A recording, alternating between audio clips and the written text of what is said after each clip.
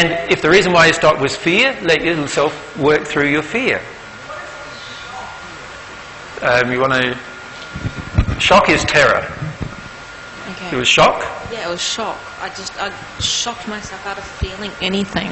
You want to shock yourself out of feeling? No, I was shocked. Like, the situation was I was in work, Yep. and I'd actually asked God for law of attraction, for superior thing. Yeah, for a superior to treat... treat me like crap. Yeah. Basically. And my boss approached me and did I work with men. Yep. And he did the sex talk Sexual thing. projection at you? And then he told me to kiss his hand, and I just went red, and then nothing. And I wanted to feel the feeling, but I wasn't angry, I wasn't anything, I was just, like now, going red. Yeah.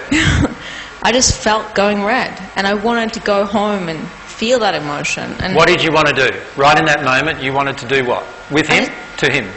No, I just wanted to shut down and close my eyes. Okay, so you wanted to avoid. Yeah.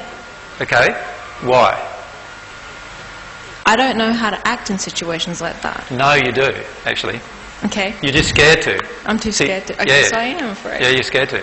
You see, what was happening in this situation, by the way, many of you women need to have a listen to this one, because this is something that's very common with sexual projections at you. When people sexually project at you, you will have one of two separate reactions. Usually one reaction will be either anger or rage, or the other action will be a withdrawal, like you're doing. Now, if I loved myself, what would I do in this situation? I would, if it was me getting sexually projected at by a woman boss, I would say, I don't care whether you're my boss or not. The truth is that you were just sexually inappropriate with me. And the truth is that I don't deserve this. And in other words, I would stand up to this situation and state the truth. Your sexual projection is out of line. And to be frank with you, if you do it again, and I'm going to write down this incident in a diary, and I'm going to find out, if you do it again, I am going to do something about it. Do you follow me? Why didn't you do that? I froze. You were... Not in love with me. You were afraid. What were you afraid of?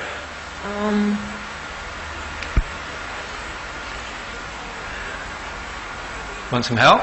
Yes, please. What do men do when they don't get what they want? What's your belief? Oh, they get angry. So you are afraid of a man's anger. And particularly a man who's superior, in quotation marks, because there's no one who's ever superior to you. But you're afraid of a man's anger because you're afraid of the power that he might have over you. And so what do? You go into management mode. Management mode is one of two things. You either give the man a little bit of what he wants so that he doesn't do it worse. Do you follow me? So some of you will go into a flick into giving him a bit of a sexual projection in return so that he doesn't get worse with you. So that you're now, the control comes, if you like, back to you. That's one option. Or the other option is to withdraw, to go in within yourself, rather than actually standing up for yourself. And the law of attraction event is saying to you, you need to have more love of yourself when it comes to your relationship with men. Now, if you had told him that the sexual projection was out of line, you would have then confronted this fear that you had. But instead what happened in this particular instance is you withdrew, which didn't confront the fear, it just reinforced the fear as valid. Can you see that? And that's why you stopped crying. Whenever we do something that's out of harmony with love of self, we will often then react towards ourselves in a negative way. In other words, punishing ourselves and so forth. The key is to not punish yourself. The key is to see that actually what was being triggered was your fear of a man's possible anger about not getting what he wants. And the key for you is to go into that emotionally. Does that make sense? And now you're starting to connect to some of that, right? So you let yourself connect to some of that. Excuse me. So in almost every situation that we can come up with, there's usually reasons why we do different things, right? And a lot of the reasons are to do with either fear or anger, or a fear of other people's fear, or a fear of other people's anger. Right? And a lot of times that's what shuts us down. I've had terrible emotions to deal with about people's anger. At one stage when I was doing these talks, giving these talks for free, there'd be some women in the audience who would go home and talk to their husbands, right? You notice most of the audience are fairly mixed, like a good mixture of men and women in most audiences. But early days there was a few more women than men in these audiences. And they would go home and tell their husbands what they were getting taught. And their husbands would ring me up, threatening to kill me if I spoke to them again. To their wives. My law of attraction, right? So I would feel all of this terrible feelings of fear about a man's potential violence towards me.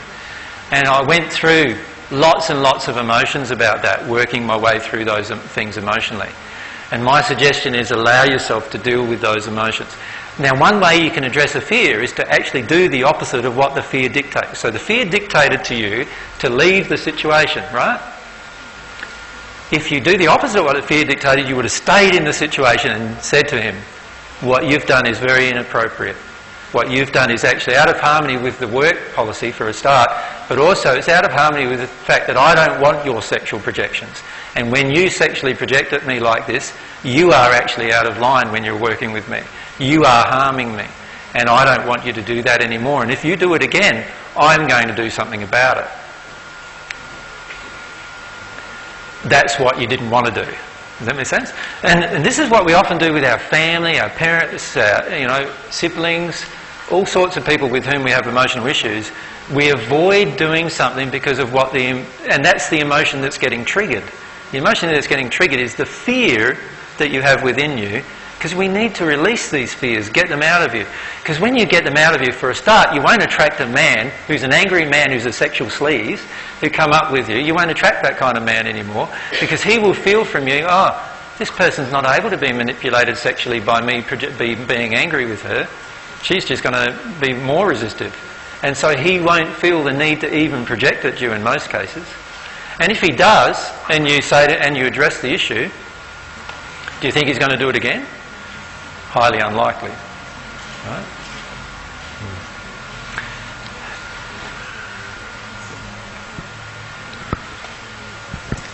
On that, AJ, most of my life with that situation, I've stayed there, but I've made a joke out of it. Now, is that so I've continued in the conversation and the dialogue, but I've always turned it into a joke. You manage the man. Yep. Right. It's a pattern you've learnt from childhood, how to manage the man. So many of us do this with anger. See, anger is one of the most damaging emotions you could ever project at another person. It's one of the most controlling emotions that you have within you. The reason why we use anger towards other people is so that we can control them and manipulate them. Now, what we learn in return often is how to manage other people's anger. And the way we manage it is by a large variety of things. If we're a man, it's different to if we're a woman. If you're a man, oftentimes you manage another person's anger, another man's anger, by, doing the He-Man thing, And if you're bigger than him, you can get away with that, but if you're smaller than him, you probably won't, right? If you're a woman, how do you manage a man's anger? You're not going to He-Man him. You're not going to be able to impose yourself upon him and make him scared of you very much. So what you do is you learn a lot of other techniques. One of the techniques is to give him a sexual projection. You give him a sexual projection, he gets something in return, and there's high likelihood you can manipulate him a little through that interaction. Or joke with him. Turn the situation into a light-hearted situation. That diffuses anger in many cases and causes their mind to go somewhere else instead of what's made them angry. So that's another method we often use. We often also many people use sadness. Like they go into a cowering type sadness thing, hoping that will actually trigger the person into feeling compassion or mercy. We use all sorts of things when another person is angry. The key is to look at the mechanisms we use and to feel the underlying fears involved in each mechanism. So So and it's different in between the genders too. So if I'm a man and I'm used to angry women, my mother was angry with me all my life, then I'll manage women a different way.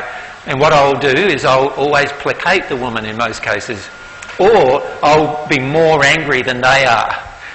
So I'll do one of those two things. Often, like in my case, I would placate the woman. I would make her feel comfortable so she didn't have those angry emotions, and then I'd feel I can relax, you know. And so oftentimes what we're doing with all sorts of our interactions is managing the other person's unloving emotion. When you become at one with God, you no longer manage anyone's unloving emotions.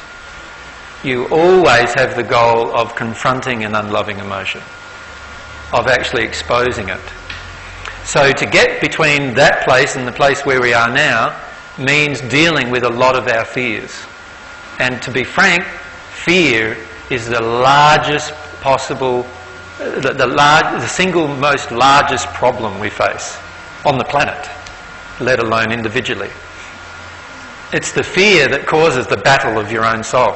If you didn't fear anything, you'd be experiencing your emotions just like a child would who had nothing to fear. Right? So in reality, all of your blockages to emotion are fear-based.